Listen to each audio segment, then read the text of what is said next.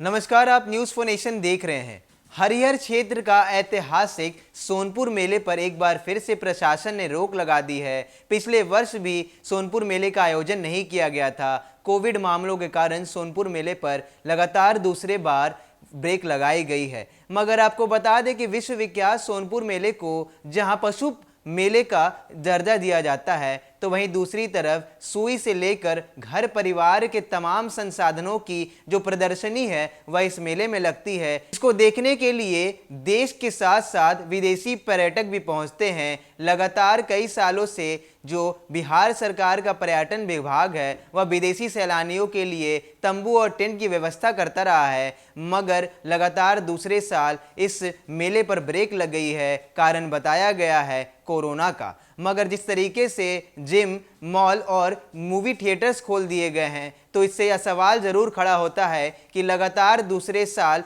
कार्तिक स्नान के मौके पर लगाया जाने वाला हरिहर क्षेत्र का ऐतिहासिक सोनपुर मेला पर क्यों ब्रेक लगा है। देखिए हमारी इस रिपोर्ट में कि प्रशासन ने क्या तर्क दिए हैं और एक बार फिर से विश्वविख्यात सोनपुर मेले पर जो ताला लटका हुआ है, क्या वह खुल सकता है कि नहीं।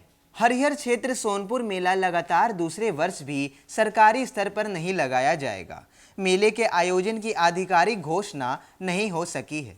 कार्तिक पूर्णिमा स्नान को ध्यान में रखते प्रशासनिक स्तर पर तैयारियां जोर शोर से चल तो रही हैं, मगर मेले पर अब कोई भी तैयारी नहीं होगी। सारण व वैशाली जिला प्रशासन नारायणी तट के दोनों छोर पर कार्तिक पूर्णिमा मोक्ष स्नान के लिए उमड़ने वाली भारी भीड़ को देखते हुए बृहद पैमाने पर तैयारी में जुटा तो है। पिछले महीने की 30 तारीख को सोनपुर में अनुमंडल प्रशासन और मेला समिति के सदस्यों की बैठक तो हुई थी, जिसमें स्थानीय लोगों ने सरकारी स्तर पर मेला लगाने की मांग की थी, पर मेला लगने की घोषणा नहीं हो सकी।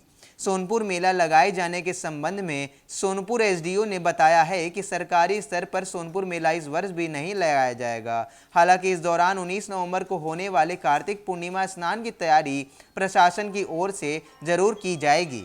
कार्तिक पूर्णिमा स्नान पर तीर्थयात्रियों की उमड़ने वाली भीड़ की संभावना को ध्यान में रखते हुए उनकी सुविधा, सुरक्षा, भीड़ नियंत्रण और विधि व्यवस्था संधारण के मद्देनजर तैयारी की जा रही है। कोविड संक्रमण के कारण लगातार दूसरे साल विश्वविख्यात हरिहर क्षेत्र सोनपुर पशु मेला का आयोजन नहीं होगा। सारण जिलाधिकारी द्वारा अनुमति नहीं मिलने के बाद बिहार राज्य पर्यटन निगम ने भी मेला नहीं लगने के बारे में स्पष्ट कर दिया है।